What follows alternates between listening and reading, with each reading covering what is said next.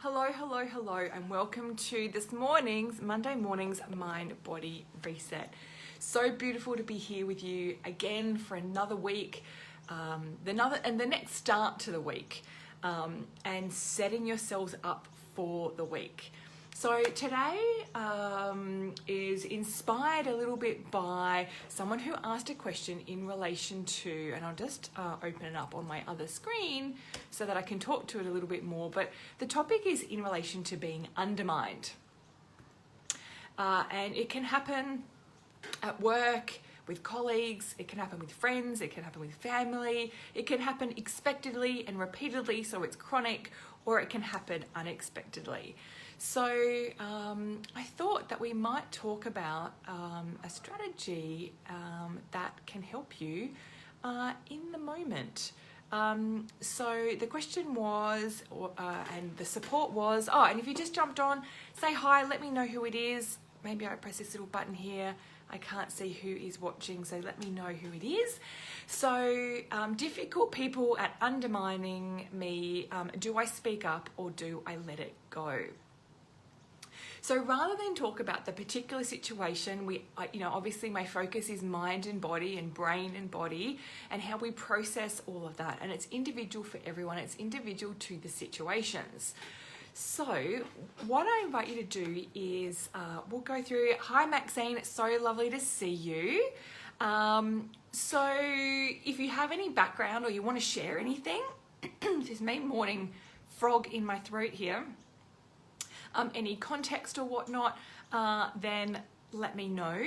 But what we'll do, and I invite everyone who's watching this because it relates to everyone. So it could be when someone's undermining you or someone said something to you or about you, in a setting that you feel kind of quite tense about. You're like, that doesn't sit right with me.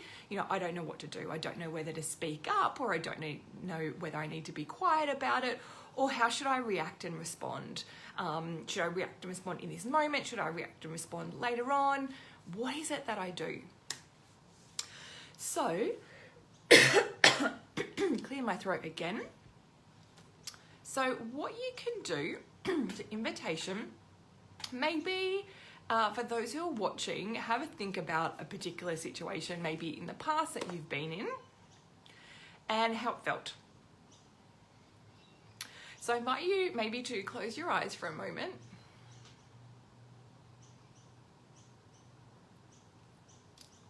And just take a deep breath in, and down into your belly, and then release.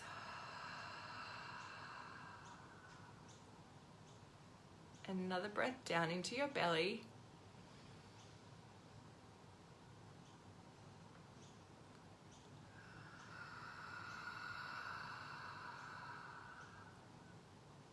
More time, another deep breath into your belly.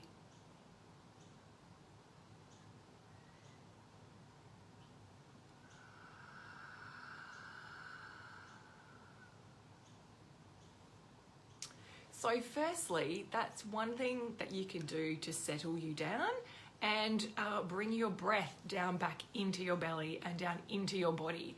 Because what happens is when someone is having a conversation with us or, undermining us, we feel tenseness in our body, and you can maybe observe, maybe your breath is up in your chest and it's not down your stomach. And maybe your breath is fast and it's not slow. So just taking 3 breaths and 3 slow breaths down into your body to change the focus, change the energy, and change the state. It's something that I'm very passionate about, is changing that state. So the next thing I invite you to do is have a think about, again, maybe with your eyes closed, to have a think about when you're in that situation, where are you in your body when it's happening? Do you feel grounded and connected with the ground and close to your feet? Do you feel, do you feel down in your belly? Maybe there's like some anxiety, or there's some overwhelm, or there's some tightness on tension in your body. Or, do you feel it in your heart, like a pressure in your heart? And are you in your mind? Are you in your head? So is it sort of the thoughts that are going around in your head, they've said this, they've said that, they're undermining me. So let me know in the chat, and if you're watching the replay, share as well, when you think about a situation from the past where someone has undermined you or has said something inappropriate to you personally or in a setting, where do you go to in your body? Where do your thoughts go? Do your thoughts go? Is it all up in here and it's all jumbled and all overwhelmed? Or is it down in your feet? Yes, yes to the head. That's where I thought it would be.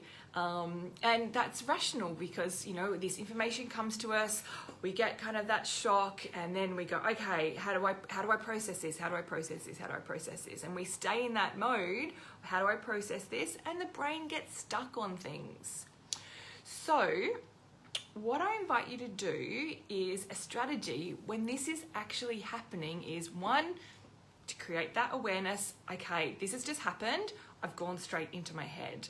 I'm not going to be able to get the solutions about what I do next, what my next steps are, or what conversation I need to have if I'm up here in my head.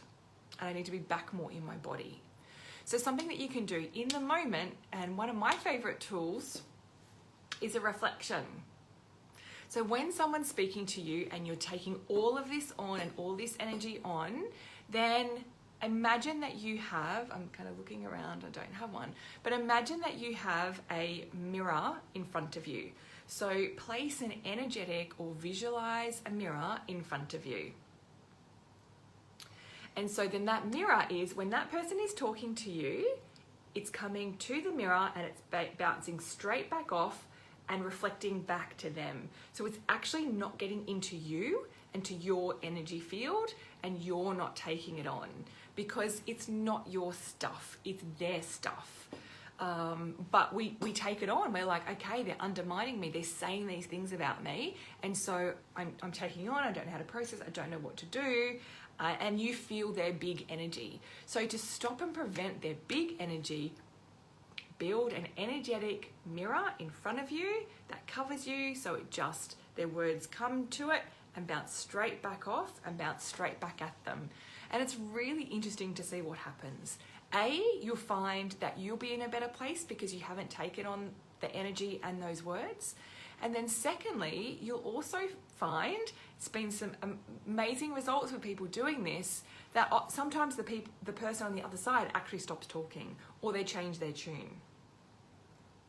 And then they actually, because they will then feel the energy, because everything is energy. You know, the words that people use is energy. So we've got belly breathing, awareness that we're in our head, reflection in terms of a mirror, and let me know if this resonates as well. Oh, love it. Great. I'm so glad you love it. So that's 2 steps that you can do. And the third one that you can do is some grounding. And the reason for the grounding is because, as we mentioned, when you're up in your head, you are not grounded and you are not connected with your body. So feel your feet on the floor. So I'm literally just doing this with my feet right now. So someone's talking to you. Does it work over email? Yeah, absolutely it works over email. And I'm just thinking of a way that you could do it. You could do it maybe if so I've actually had someone do this. And if you're watching this as a replay and you've remembered that I've mentioned this, just share your story with this in terms of what you did. So there's a few extra strategies here. So one is when the email comes through and maybe you see the name and you see a title or a description and you know who it's from, and you kind of start to get that feeling, then you can do it straight away. You know, as soon as it comes through, it's from so-and-so, you just say, okay, I'm going to feel tense about this. I don't know what's going to be in there, but I'm predicting that I'm not going to feel good reading this. then just bring that energetic mirror up straight away. And then just put it between you, there you go, between you and the email. So you're physically here, the email opens up on your screen, and you put the mirror between you and the email. So it's bouncing back at the email, and then that will energetically bounce back. So it's also to do with intention as well. Let me know if that resonates, or if you have any more questions about the email side of things. The other thing that you can do is some tapping around it. So just open the email up and just start some tapping anywhere. Or even just on one side of the hand. You're opening up this email, you're predicting what's going to be in there, and you just start tapping so that you're able to process some of the emotions that come on. Cool? Okay, fantastic. The other one is, there's a lot more strategies here than what I thought I was going to share with you this morning. This is really cool. And then the other one is, as I mentioned, in terms of, because I got distracted in terms of going to the email there, is when you're in the moment and it's happening and you realize that you're going to your head, it's your body's natural response mechanism, and it can be really hard to override that. So sometimes the awareness can help, and other times you're just like, I'm in this state, I don't know how to get out of this state because I have literally just taken it all on. Put that barrier and that mirror up as soon as you can. And then the other aspect and things that you can do, as I said, is start to become more connected with your feet. So you can look down at your feet, you can place your hands on your feet, and you can move your feet on the ground, really just to get that connection. So if you're, at a dinner party, or someone's mentioned it to you, you're having this conversation out and you're standing up, or you're at someone's house in the kitchen, then literally just like feel your feet on the floor. So start to focus on your feet on the floor rather than the thoughts that are going around in your head. So that will start to connect you, back in with your body, how you're feeling and how you're sensing. And reduce some of that overwhelm so that you can actually then look at the concept from a rational perspective and from a logical perspective and from a calm perspective, calm mind, calm body, and you don't have that adrenaline, you don't have that cortisol, you don't have those stress hormones, you don't have all of those emotions layering on top of each other in the moment. So it's not quite answering the questions in terms of what do I do, in terms of do I speak up or do I let it go. It's what I've done today is built some of those foundations and those strategies to help you to create a calm body and create a calm mind so that then you can make the decisions about what to say, if to speak up, when to speak up. So let me know if that resonates. Would love your feedback. And again, if you're watching, so it might be that you use it for a work colleague, or there's difficult conversation in the workplace. I know that I had many of those, and I wish I had these strategies available to me then. But I used to have a lot of overwhelm and a lot of what am I going to do, what am I going to say, and just take it all in. Because we also don't need to answer things there and then on the spot.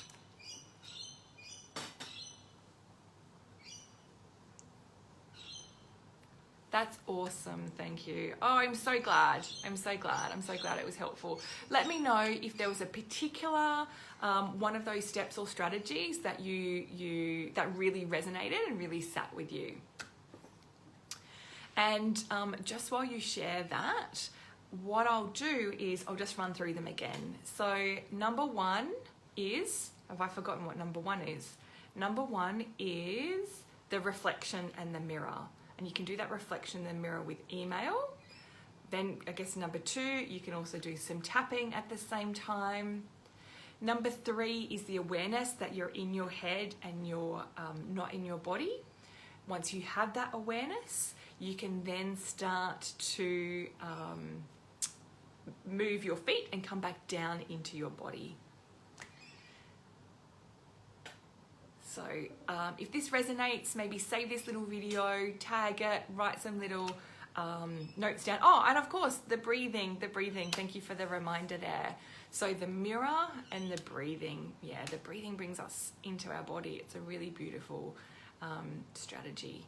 So what we have there is different strategies coming together.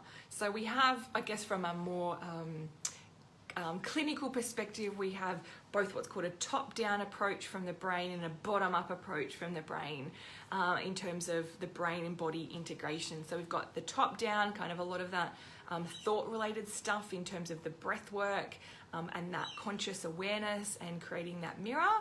And then we also have that bottom-up approach with the tapping, and then also the feet and the movement. So I very much like to use a combination of top-down and bottom-up approaches to solutions of emotional, mental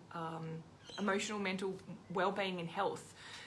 Because there's a lot of focus in the media and whatnot about the top-down approaches in terms of the mindfulness and the meditation, but sometimes our brains and our bodies can be so overloaded that those strategies, you actually need more than those strategies. And so hence the reason for some of those bottom-up approaches, like your EFT,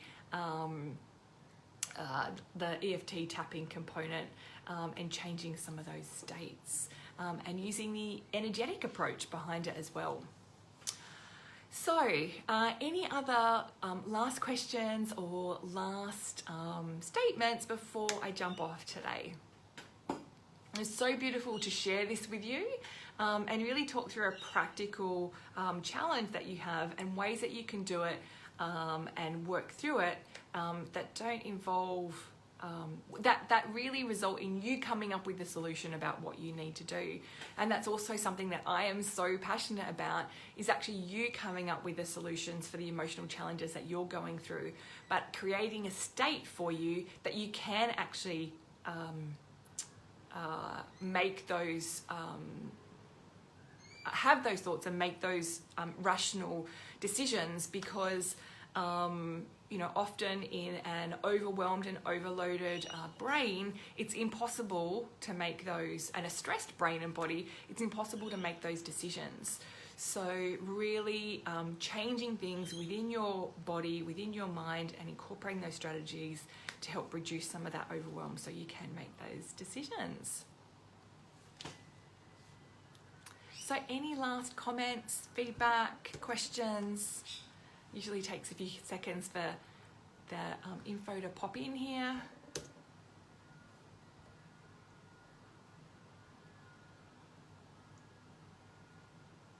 Loved it, thank you very much. Higher state achieved. That's what we like. Awesome, that is awesome. So for those who are watching, or those who are watching the replay, please let me know your comments, whether this resonates with you and whether you've been able to achieve a higher state as well. So it's really amazing that people think that it can take years and years and years to work through things, or they feel really stuck and they don't know how to get out of things, and that things aren't possible for them, but it absolutely is. And this shows that sometimes it's some really basic strategies, practical strategies, I should say, and ones that we're not often aware of because we're not taught about those. And I've spent years learning from my own wellness recovery and also my practitioner training, and learning from my amazing clients in clinic that have enabled me to come up with some of these strategies so that you can achieve a high state really quickly. So enjoy the rest of your day, enjoy the rest of your week. Today is the first of the month, so it's also a really beautiful reminder to pop into your calendar and book it in this the 23rd of the fourth Wednesday of this month, the fourth Tuesday of this month. Pop in your calendar 7:30 p.m. for the MindBody Reset experience. And also, if you're finding these talks, the experience useful, please share it with people, because it's something that I would have loved to have known on my journey of recovering from health, that there was something like this available. But now it's something that I'm offering, and I would love for you to share it so that others can be aware that they can change their state, physical, mental, emotional, spiritual health and well-being, and it's all possible to create. Thank you so much for joining me, and I will see you next Monday. Have a beautiful, beautiful week and enjoy that high state and that high vibe. Take care.